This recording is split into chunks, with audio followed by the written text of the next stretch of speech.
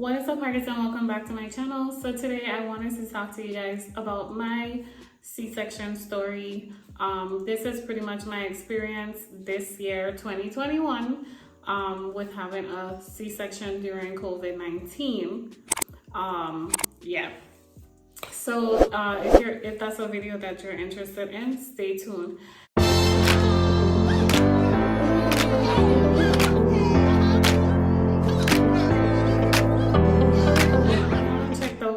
Pre-operation appointment video. Definitely go and check that out. I'll leave a link to that video in the cards, and I'll also leave a link in the description so that you could definitely go and check it out. In that video, I discussed everything that the nurse discussed with me before the operation. Now, this is how it actually went versus what was explained to me in the pre-operation meeting, right? Okay, so as many of y'all know, this is my third C-section. Both my previous two C-sections were emergency C-sections. This was my first planned C-section, and I must say that this planned C-section was way better than having an emergency C-section, because during the emergency C-section, I was pretty much out of it. I couldn't remember anything. I didn't recall seeing the baby. I didn't recall nothing. Like, I can't remember nothing. The only thing I could remember is just waking up in this cold room by myself, and somebody asking me if I could feel my legs, and then I like, okay, and then they roll me into this room where I was by myself again, until like another person came into the room. So it was like two people in the room, and then I was like, when I get to see the baby, and be like, okay, we'll bring the baby, you get to see the baby or whatever. So I didn't get to see the baby for a while with my emergency C-sections. This one, however, was very different. So I must say that my husband was by my side the entire time. Thanks to COVID, okay? My husband got to be with me the entire time. He was the only person that was allowed in the hospital, so he actually got to be with me the entire time. With my previous, that wasn't the case. Like, he had to leave at a certain time, and then it just wasn't the same. So I really appreciated that, because I really needed him, especially after the C-section, when the numbing wears off. Definitely need him. But let's rewind. Let's start off by how it all started. So definitely check out the birth vlog. I tried to record as much as possible in the birth vlog to show you guys exactly what I went through. But in the birth vlog, I didn't talk as much. I just pretty much showed you what I went through, because I knew that I would do this video where I went into details as to my experience with doing exactly what it was I did in the video. So if you want to see the birth vlog, definitely check that out, because then you will see the visual of what I'm talking about right now. So the first thing I did when I came in is I had some blood work drawn, and they put the IV in my hand. I hate needles. The IV did sting, but it's bearable, right? Also, after having the IV in, they went ahead and put in the catheter. She told me to like hold my breath, and she's going to push it in. And I was really nervous about having the catheter in, but it literally takes like 4 seconds. It literally takes like 4 seconds. And does it hurt? It doesn't hurt, but it's like uncomfortable. You know, like a weird feeling of discomfort, like somebody shoving something where it doesn't belong. It's like that. It's like a weird feeling of discomfort, kind of similar to the COVID test in your nose, how, you know, it's uncomfortable, but it's like in seconds, so it doesn't really matter. Yeah, and my eyes didn't water or anything. That's how you know whether it's painful or not. Like when your eyes automatically start watering, then you know like you in some type of pain. But my eyes didn't start watering, it just felt really uncomfortable. And then it took like seconds. Okay, the next thing that I was really nervous about was the epidural, that's what it's called, the spinal anesthesia. Yeah, the spinal anesthesia. I was super nervous about the spinal anesthesia. Like when they brought me into the room is like a small room, and it looks really, although the room was blue, it looked like a place where they cut meat. That's what it looks like. So I was like so nervous, and then it was freezing cold.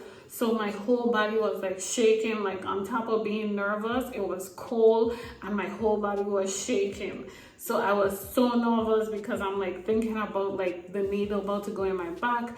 Oh my gosh, I'm so scared. And then another thing I was nervous about was the last time, the drape in front of your face, and I felt kind of claustrophobic, like I couldn't breathe. So like I was really nervous about that. So I did talk to the nurse about it, like when they put the drape that separates you from the doctor doing their work and you from seeing,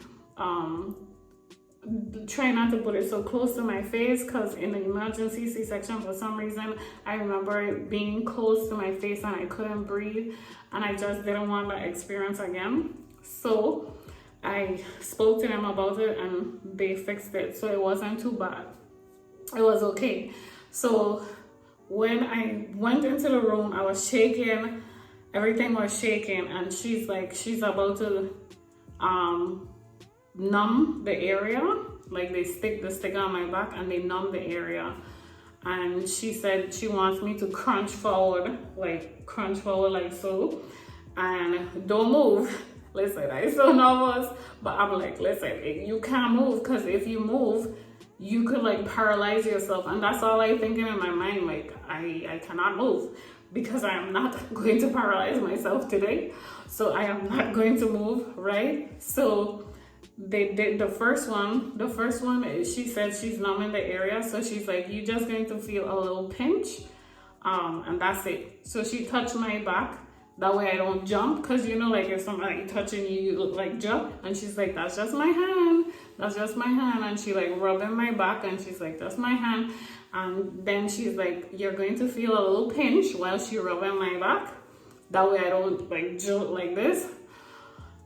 So she's like, you're going to feel a little pinch, and that was it. I felt the little pinch, kind of like a pinch from a needle, but not as bad.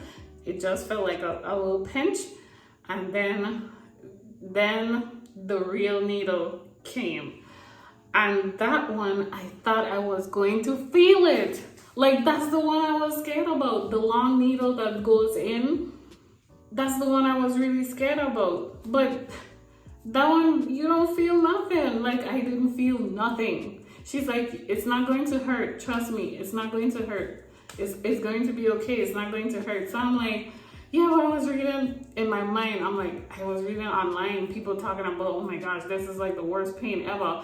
But in my previous experience, I didn't really remember it, because I was in so much pain, in labor pain. So I didn't really remember it, you know. But this time, I really experienced it. Like, I didn't have no labor pain or nothing. So I really experienced it, and it didn't hurt at all.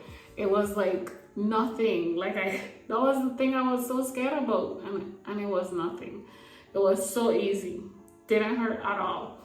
And then the next thing, so after I got that done, the spinal anesthesia, you start to feel like a warm sensation in your body. Like, all of a sudden, all my shaking that I was shaking because I was cold, all of that stopped. Like, I just felt hot. Like that's how I felt. I felt hot. So I had the nurse, and I have a nurse by a bedside the whole time. Like if something goes wrong, she's the person you're going to tell. Like, so if like I was feeling hot, so I'm like, you could open up my gown a little bit because I'm starting to feel really hot. She's like, you see, from one extreme to the next, you're really, really cold, and now you're feeling really, really hot. So she opened up my gown a little bit just so that I could get some, you know, some AC, because I know the room cold, but I just feeling hot. And then, so that was that. So when they did the incision, right, and they were getting ready to pull out the baby, that's when they got my husband. So they brought him in when they were getting ready to like pull out the baby. So I heard my doctor, he was like, get her husband, and then my baby come. And then he came in and he was right there by my side, and he was like, oh my gosh, Sharon, I could see your body parts. He said he can't really see it, but he could like see a little bit because the cape was like see-through. And he's like, I could see your body parts, I could see your body parts. So I'm like, ew.